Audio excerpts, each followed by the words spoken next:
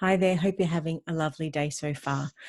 Okay, well, we're here today to talk about the difficult subject of domestic violence, its relationship with home isolation and the COVID-19 era. Now, this discussion is with the aim of supporting anyone suffering, to help provide a voice to the voiceless, and someone who possibly may have reduced support whilst they're home in isolation. Also, to provide advice for those who suspect that a loved one, maybe a family member, a friend, a neighbour, possibly suffering from domestic violence, and how to best support them. Now, to talk to us about this today, we welcome our special guest, Christine Craik, the National President of the Australian Association of Social Workers. Now, just a little bit of an introduction about our special guest. For over 30 years, Christine has worked as a social worker in family support, housing, community health and hospitals, with a focus on family violence, sexual abuse and refugees. Now, Christine has a ton of qualifications, and Christine holds a master's degree in social policy and management and is currently completing her PhD. She's a very busy lady. And if that's not enough, she currently lectures the undergraduate and postgraduate social work degrees at RMIT University. Thank you so much for your time and thank you for joining us. How are you? I'm very well, thank you. And thank you very much for having me. Oh, no, we're very grateful for your time and we know you're extremely busy, so thank you for joining us. Now, there's a lot to talk about and it is a very touchy subject, so we'll just get started with it, I guess. Yes. But it's been said before that, the consequences of crises and large-scale disruptions are far more serious for people who are already disadvantaged. So in this current situation that we're all facing at the moment, this means that a lot of the visible and invisible impacts of the recent bushfire crisis at the start of the year and now the COVID-19 global pandemic are still yet to be seen and reported on with hard stats. So I'd love to know, to begin with, what are your thoughts on this?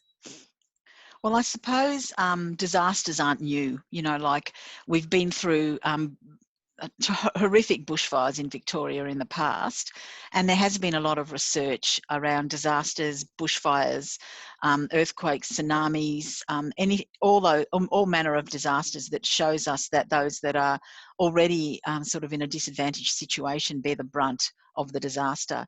Yep. So we know for starters they've got less in terms of sort of practical resources or material assets to fall back on. So that's one thing, and we've certainly noticed that already with COVID-19. Yep. The people that don't have savings, and let's face it, that's most of us. Most of us live week to week with our wages and with our mortgages, if we're lucky enough to have a mortgage. So we know that natural disasters, including this COVID-19, have a much more profound effect on those that don't have the supports, that might be already living with abuse, and that might not have the material wherewithal that other people might have. Yeah. It's really important for us to be mindful about that, and thank you for highlighting that point.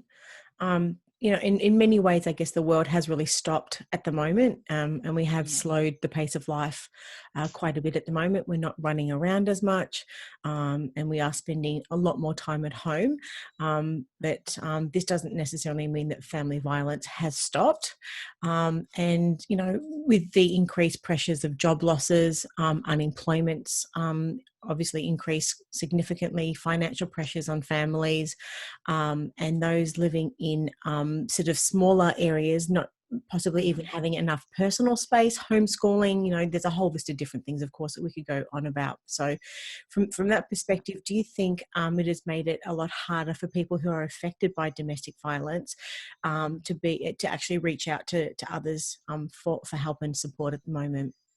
Yeah, oh look, definitely that's been the case.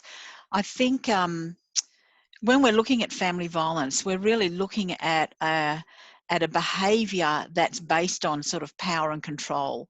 And so if you're talking about a perpetrator who expresses his control through abuse of his family members, his partner and or his children, at the moment there are a lot of things that are out of his control. So often in an effort to maintain control or to feel in control again, those behaviours ramp up. And that's Mhm. what we've seen, a ramping up of those behaviours, a ramping up of that kind of risk. And I suppose if you're looking at some of the other pressures that come in from, some of those external pressures that come in, maybe a loss of job, loss of income, as you say, everybody's staying in the one place, that makes it a lot harder. And we also know that perpetrators of family violence often enjoy a lot of the more sort of masculine roles in our society. So we know perpetrators of family violence are more likely to be interested in pornography, interested in masculine pursuits like hunting, I suppose, shooting, fishing, things like that. I'm not saying all hunters and shooters and fishers are perpetrators of family violence by any stretch of the imagination.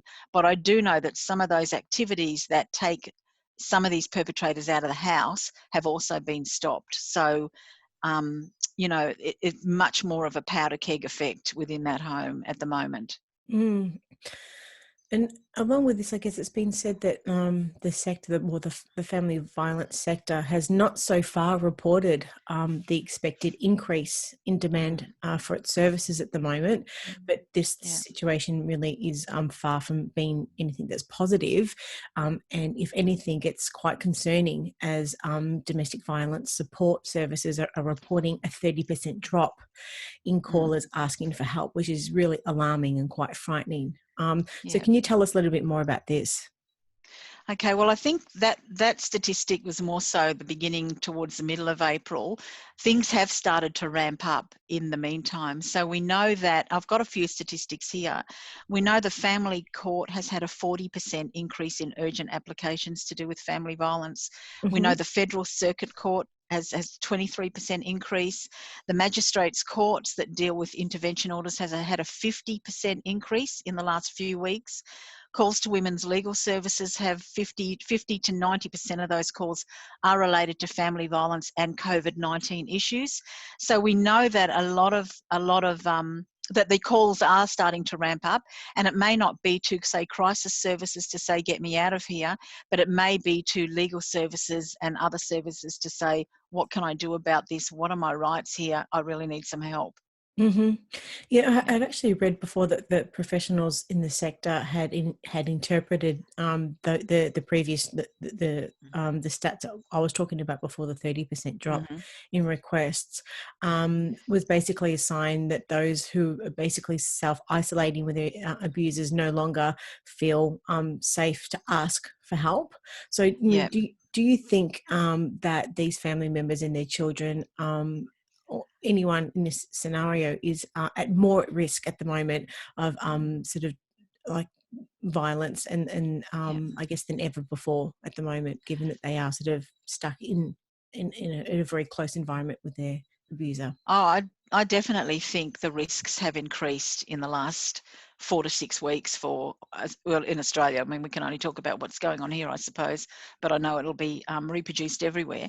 Yeah, definitely so. And I don't think, before, when, as I said, perpetrators would go out to do their hobbies or go out to their jobs or go out for a drink at the pub or whatever it was, it would give survivors a chance to call and talk through and Mm-hmm. get some sort of consultation on what's going on for them and how to keep themselves safe and a bit of safety planning, etc.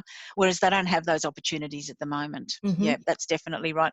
And we also know that from what we have heard from women, that perpetrators are using COVID-19 as another tool for control. So it's you can't go anywhere, or I will go everywhere and do everything. You have to be there, or you have to go out and do all the shopping because I can't put myself at risk, or all those sorts of in whatever way they can use the lockdown to control, they're using the lockdown to control. So we know that's happening. Yeah. Mm. And this is quite interesting because not all abusers are men against women. So one Mm-hmm. in 9 men experience severe partner physical violence from the other partner, Mm-hmm. being That, possibly could be a female. So can you tell us a little bit more about this? Look, that's certainly true. All abuse is wrong, regardless of who's doing it to whom. Control and power in a relationship has no place. Equality and respect is what we want in relationships, not the other. We do know that most men who present to agencies for support around being victims of abuse, are victims at the hands of another man. So we're talking same-sex relationships here. But of course, we do have men who are victims of family violence at the hands of a female partner. That does happen, and there's no excuse for any kinds of abuse at all. We know there are differences in female to male abuse than there are in male to female abuse, and we know that, well, for example, the risk for a woman being killed is the most at its largest, is the most great within that 6-month period of a woman leaving a relationship, that separation. That is when most women are killed in Australia in the domestic violence context. We know for men that doesn't correspond for a woman on man abuse, if you like. So we know there are subtle differences in the way these things play out. But again, there's never any excuse for abuse. And yeah, of course, we need to be working towards relationships where we look at equality and we look at respect. But we also know that family violence is on the continuum of what happens in a society where the genders aren't equal. So, you know, we know who wins and who loses in our society in terms of gender equity. And that is one of the main reasons why we have those statistics around gender so skewed towards women being victim survivors and men being perpetrators. Mm. So if someone watching or listening this right now and is directly affected by domestic violence, however, are finding it difficult to reach out, what advice do you have for them? Well, I suppose, look, anyone who's sitting in a situation at the moment, they know, most of them know the risks. Most of them are very well aware of the risks that they're sitting with. I would say to somebody like, have a look at your safety plan, do some safety planning. When are you most at risk? Where is that most likely to happen? How can you keep yourself and or your children the most safe when you know these things are going to escalate, or when you know these things are escalating? That's one thing, sort of to try and take care of your own safety as much as possible, because victim survivor doesn't have much control, really any control over a perpetrator's choice to use abuse, but there may be little subtle things they can do to keep themselves a little bit safer, in terms of, you know, not being in a kitchen where the knives are, not being cornered in a room, like just trying. And as I'm saying that, I'm thinking, God, I hate to make victim survivors feel like they're the ones that are responsible for keeping themselves safe. But have a think about your safety plan. If you're talking to someone who you know is very supportive and knows what's going on, have a code word with them. You know, it could be a sister, could be a mother, could be a girlfriend next door. It could be something as simple as, you know, I really would like to borrow that recipe now. Anything like that can let a neighbour, a friend, a relative know that now is the time to call the police, that you're really quite afraid or fearful for what's about to happen, because you're quite well aware that the escalation's been going on all day or for the last hour or whatever it is. So just really try and we're just sort of telling women what they already know. You know, they're hyper vigilant. They know what they're living with. They spend a lot of time doing what they can in terms of those really small but very important acts of protection for themselves and their children, and it's consistent. So yeah, just be aware, be wary, reach out to people if you can. Call Lifeline, call 1-800-RESPECT, call Safe Steps if you're here in Victoria. Have those numbers, look those numbers up if you can. Mm. So what if a viewer or a listener is concerned about a family member, a friend or a neighbour, about being affected by domestic violence? How can they show their support without making the situation more difficult? Well, I suppose stay in touch. Okay, make sure you're calling them, make sure you're talking to them. If that's at all possible, you know, like touch base with them, you know, at least a few times a week to see how they're going. If it's quite an honest relationship and you really know what's going on and they've told you what's going on, make sure, as I said, you have some sort of code word or some kind of knowledge about that. But also some of the domestic violence agencies, you know, Safe Steps, and some of the agencies that are around in the various suburbs, Berry Street and what have you, the Eastern Domestic Violence Outreach Service, they will speak to friends and family of someone who is living with domestic violence. They're a good place to go for a consult. You can ring them up and say, I'm concerned about my neighbour, this happens, what should I be doing, how can I assist her? They'll have some really local information around what's available in that area as well. So if you're a friend or a family member of someone that you're really worried about, you can do your own research. Google domestic violence support, have a look at Family Safety Victoria's webpage if you're in Victoria, or 1800 Respect's webpage. Have a look at some of that stuff to find out where you might be able to make a phone call and have a conversation with a family violence or domestic violence expert to have a chat about the things you could do to support someone. Okay, thank you. That's great advice. Okay, so we published your article titled Family Violence and COVID-19 Hidden in Isolation. Now, for someone who hasn't read the article, could you please give us an overview, what it's about, and just tell us what inspired you to write it? Well, it was just to make people aware, I suppose, that family violence, just because we're all in lockdown now or all in isolation, it's not something that's going away. And I guess in those first few weeks too, when the calls to the agencies decreased and everyone was sort of, oh, is there really going to be a problem here? It's really important to know that, yes, there is a problem here. Just because we're not hearing about it or we can't see it doesn't mean that it's still not there. So it was just drawing attention to that issue and the problem that it's there. But also there was a bit in that article about subtle financial abuse that's going on at the moment. So at a time when we're at the most, I suppose everyone is at the most stringent about what we're spending our money on, and that fear and anxiety, and they're not knowing about the future and what's going to happen to the economy. They're talking about how the economic recovery is going to go on for a long time, as well as the health recovery for this. People are very worried about what they're spending their money on. And early statistics and research that came out of the stimulus package really showed some subtle differences in gendered spending of that money. So we know that women were spending more of their money on groceries, on bills, on what they had to do for the children. And we know, and this is again very generalisation, so the men out there that were spending their money on groceries and bills, we're not having a go at you, but we know that more men were spending money on gambling, on gaming and things like that. And I mean, you've only got to turn the TV on now to see, the sports bets ads are still on, all that sort of stuff is still going. So we know that money is being spent in those areas, and not on the family, and not on groceries, and not on the bills, and not on the things we need to do. So people don't often think of that kind of gender difference in spending as subtle forms of financial abuse, but it's exactly what it is. If someone's spending the family money on gambling, well, it's just not there to pay for the gas heater, or to pay for extra food, or whatever it is the family needs. Yes. Well, can you tell us, I guess, how you see that crisis situations such as, obviously our current COVID-19 pandemic, and also the summer bushfires at the start of the year, how does this actually increase family violence incidents? Well, I suppose it's again around that lack of control, isn't it?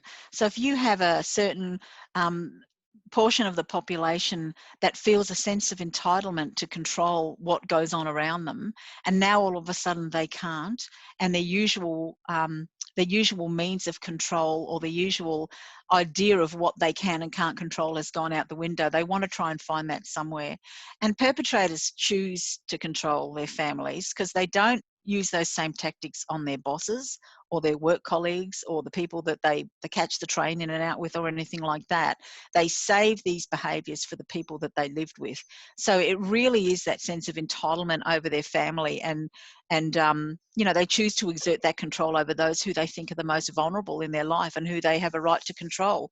So, we're hearing stories of, as I said, of perpetrators using this lockdown as one of their tools, as one of their weapons, bringing strangers into the house and telling their partners that they're bringing people in that will give everybody COVID-19, making them very Gaslighting them. fearful for what's going on. Yeah, absolutely. Yep.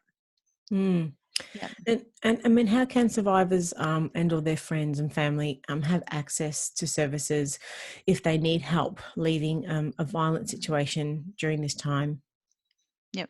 Well, we know that third-party calls to police have increased. VicPol in Victoria has talked about this third-party calls, as in you're not in the house, you're the neighbour or whatever. Those calls to police around family violence incidents have increased. So we already know that it's out there on people's radars when they're hearing what maybe years ago we would have termed as a domestic or an argument. People are starting to think, no, no, no, no, that's not a domestic or an argument. I can actually hear that someone is trying here to have the power over somebody. Somebody's in trouble in the house next door. So we're hearing that, and that's coming out in the statistics already, which is fantastic. So I would urge people to continue to be vigilant around their neighbours and what's going on in their neighbourhood, and to call for assistance if they need it, because the police have got their own operations going and ramping up around this time as well. And I also know that, as I said before, safety planning. If you're concerned about a friend or a family member, have a chat to them about what would be a good way for you to help them. How could you help? Is there a code word if they ring you? As I said, can I have that recipe now? Or, you know, I found ants in the kitchen, or something really banal, something like that. You know, that would be a code word for, you need to call the police, or could you come over here because I'm afraid about what's going to happen next? You know, those sorts of things. Let's just be vigilant about what's going on. And what generally happens then? So when someone makes a call, say they, as mentioned before, you know, you hear your neighbour, and or you have concerns about that other person being affected. So you call the police. Is there anything else you should be saying to the police, or generally what sort of happens from there on? Well, if you call the police and you can say that you can hear some trouble in the house next door, and you think the woman in the house next door perhaps might be in a bit of trouble, like often it's not the first time. Often the police might have the local police station might have on their records that they've been to that house before. But if that's not the case, the police, as I said, they're taking this very, very seriously these days. So the police turn up, and they then, you know, sort of have a look at the situation, try and work out what's going on. I mean, it's not the police's role to start trauma counselling or working out what's going on, but it is their role to make sure that everybody there is going to be safe. Perhaps take out a family violence safety notice that will have conditions on that notice that will make it illegal for the perpetrator to continue with that behaviour, whether the perpetrator is removed from the house or not. If you've got a family violence safety notice until it gets to court for an intervention order, if you've got that first notice, there's a list of behaviours there that are now illegal. I mean, let's face it, abusing someone should always be illegal, but that's not the way it's looked at in this country when it comes to domestic and family violence. But if there's a family violence safety notice and the police have written down a list of conditions that a perpetrator is no longer allowed to do, which includes committing family violence, it might include having someone under surveillance, it might include asking a third party to have someone under surveillance, all those sorts of things. Once that's breached and broken, then a perpetrator can be criminally charged with those breaches.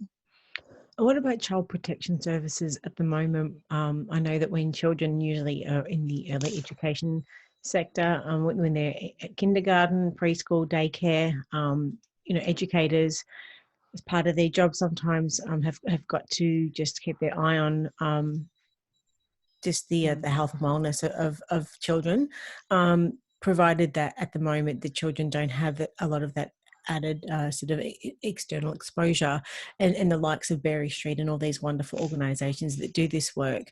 Can you just make a comment on I guess what is happening at the moment with child protection services?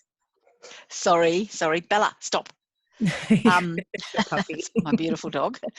Yeah, look, the issue of child protection at the moment is a huge issue for those that work in the field, whether they be teachers, police, social workers, whoever it is, because we know there are vulnerable children out there, and we know for a lot of children, school is a safe place, or a place where they can go to get away from what's going on within their home.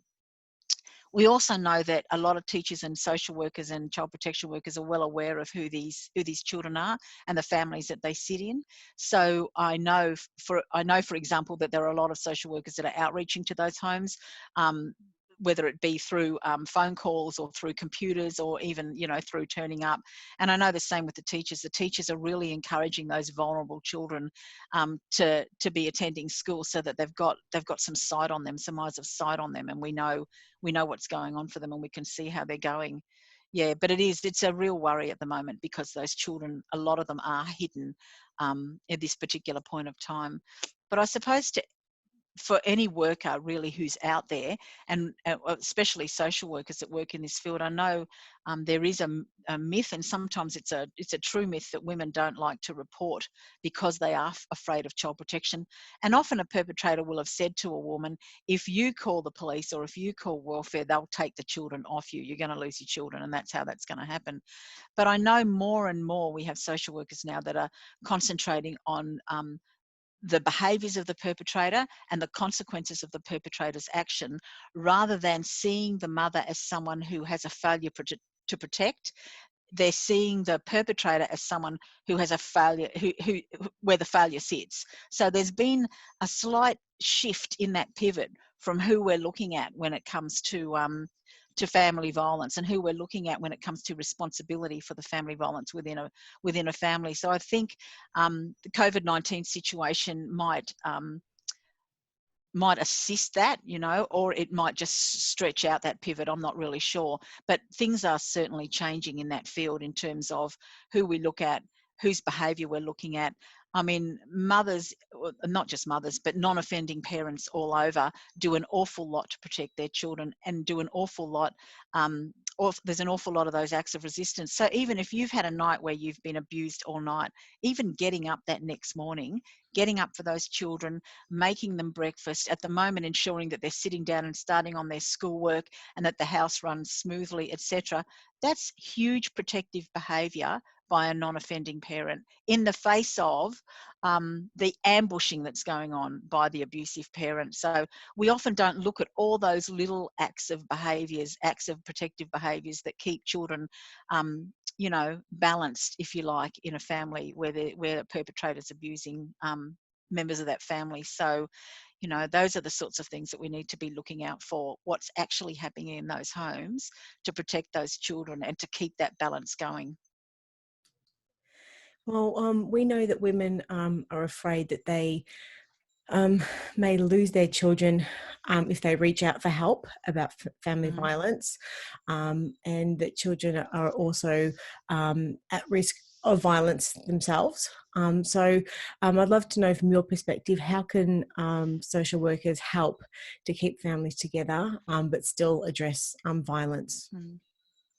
I suppose the first thing is always the risk, okay? You've always got to address risk. So safety first, no matter what. Mm-hmm. And having said that, what is her understanding of the risk as well? Because most non-offending parents that live in a situation like this have got a really good understanding of the risk in which they live. And they work extremely hard, as I said before, to try and protect their children from the abuse and from the consequences of the abuse, and even from the knowledge that the abuse is happening in the home, although that's pretty hard to hide from anybody. Yourself, when you walk into a room where there's even been an argument, you can feel the tension in a room. Well, kids pick up on everything, don't they? So there is a huge myth out there too, I think, that women in this situation neglect their children because a lot of the attention is on meeting the needs of the perpetrator. And what I've found over years of practice is that women actually neglect their own needs. Yes, there's a lot of attention paid to the needs of the perpetrator. It has to be to keep everything smooth, but they also attend to the needs of their children quite well. And it's their own needs that they neglect in these sorts of situations. So it's important that we remember this as well. As I said, you need to pull out and address all the protective behaviours that woman is doing in that family. So you really have to have those conversations with the non-offending parents about all the things that they're doing, every little thing, bringing out every little act of resistance, every little bit of protective behaviour. You need to validate what she's doing. You need to believe what she's telling you, and you need to affirm what she's doing as the right thing to do. You might need to talk to her a little more around safety planning and how to keep herself and the children safe. There may be things that that she doesn't know. For example, internet safety, IT safety. It's really, really important for you to have that conversation with a woman around, well, who set up your phone? Who set up the computer? Who knows the passwords? What's going on? Is it safe for her to be Googling 1-800-RESPECT on the family computer? Does she know how to get rid of the history of her searches on that computer? Things like that. So those are important conversations to have with women as well around you know, what goes on there. But then who would she go to if things went down? Who can she call on for help? Which neighbours will be supportive? Which family and friends would be supportive? How would she call them? How would she get there? You know, just thinking through some of these things, because if it's a high risk situation and a woman has to get out or has to get herself and her children out, she is going to be in a state of heightened anxiety. I mean, everyone in the house is. So Mhm. you need to have maybe had some of those conversations and rehearsed some of those actions with the woman Mm. before that happens, so that she can just automatically do what it is that she has to do to get out and keep herself and her children safe. Mm. Yeah. So, I mean, what can the wider community do in this scenario at the moment to address the culture around family violence? And that's, I guess, in the immediate future, and then obviously long term. Forever. Well, I suppose at the moment, just be aware that it is going on, you know, hidden around you, in houses around you, and be aware and wary and look out for those signs. You know, if you've had your suspicions about a family or a family member or a friend or whatever, maybe touch base with them sometime in the next few days and just see how she's going, see how the family's going, how's everybody traveling. You know, let them know that you're a safe person to talk to if something is going down like that, and that, you know, you would believe them. And I suppose on the long term, really, as a community, we need to call out, we need to call this out every time, always. We need to call out gender inequity all the time, because it's gender inequity that contributes to this ridiculous situation that we find ourselves in with family violence. So every time you hear a sexist joke, you know, be that person that stands up and calls it out. Every time you're aware that at a workplace that women aren't being promoted, but men are being, a man might be being promoted that just doesn't have the same skills as the person next to him, call those things out. If there's unequal pay, call it out. The way women are treated in sport compared to men, call it out. Let's just not stay silent about this anymore, because we need a community that's going to be very different for our children. I don't want my daughters and my sons and my grandchildren to inherit this earth the way I found it for women. You know, like it's just not good enough. And we don't want another generation of children growing up traumatized in homes where there's abuse going on. We can't afford it. Do you think that there has been a positive shift towards that in the last 5 to 10 years, or not enough? I don't think there's been anywhere near enough, because we're still having as many women killed and Mhm. maimed and injured as we always have had. But I think there's more awareness of it now. So I think you've got to face what's going on before you can address what's going on. And I think we're starting to do that now, slowly, bit by bit. But I do see a difference in the number of conversations, I suppose. Mhm. But Yeah. obviously we need a lot more. And it takes a lot of Yes. courage for people to be, maybe for the first time, sort of, you know, speak their truth and what they actually do think about a situation. As you just mentioned before, be it if it's in the workplace or whatever, what have you, it Yep. takes a lot of courage um, to, Absolutely. to do that. And do you have any advice for anyone in possibly in that scenario where they do hold some personal beliefs and values, but they haven't ever expressed them before?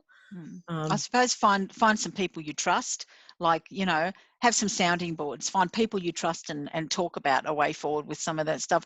I mean, even asking neighbours to call the police is difficult. You know, these are people that you know, and you know them in a different situation, and you're hearing something going on. Even calling 000 and hearing what you have to go through, you know, police, fire or ambulance, who do you want, what state is it in, what's your name, all that. That can be overwhelming for some people, but you mhm. know, we all need to step up. And the first time you do it, it will be a little bit nerve-wracking. It might cause you some anxiety. If you have to do it the next time, you'll know that little bit more, and the time after that. I think it only takes practice for us to be sort of standing up for these kind of principles. Mhm. Look, we've sort of, and you've touched on so many critical and important topics and issues today. If you were to summarize your key messages for any viewer or listener today, what would they be? I suppose it would be, don't be complacent, because we know it's happening. And at the moment, there are those complications of isolation and people being out of sight. So be more vigilant as a friend, as a family member, as a sister, whatever. Be more vigilant around those sorts of things. Stand up and speak out if you can. And if you're in that situation, stay safe, have your safety plan organised, understand who you can call for some assistance, and keep doing the work that you're doing to protect your children. Mhm. Yeah. And you've shared with us today some important links and different sort of businesses that people can reach out to. So could you just maybe just share them again, and we'll definitely include the links Mm. in the show notes. But you've mentioned Yeah. what Berry Street. They're only in Victoria. Is that correct? Yeah. So if you're looking at national, I suppose the national number would be 1-800-RESPECT. So I know there are trained counsellors on the phone there that are trained in family violence and dealing with family violence. So nationally, that would be a great one to start with. Every state has their 24-hour domestic violence crisis hotlines. You know, I know in Victoria that's Safe Steps. In other states, I'm not sure, you know, where they are because I'm Victorian based, but it wouldn't take much for people to be able to find their 24-hour crisis line for domestic violence in their states. But 1-800-RESPECT I know is nationwide, so start there. Mm-hmm. Wonderful. And if anyone else has got any other questions and would like to reach out to you, and or the association, whereabouts can they find you? Mm. Well, the website, the Australian Association of Social Workers, just get on that. You can find the state you're looking for, or just send through a random inquiry or make a phone call. Mm-hmm. Yep. Really grateful for your time, and thank you for all the wonderful information that you've shared today. Take care, and really hope for opportunity again in the not too distant future. Thanks, Christine. Yep. Thanks, Rachel. It's been great. Yep. Wonderful. Thanks. Bye.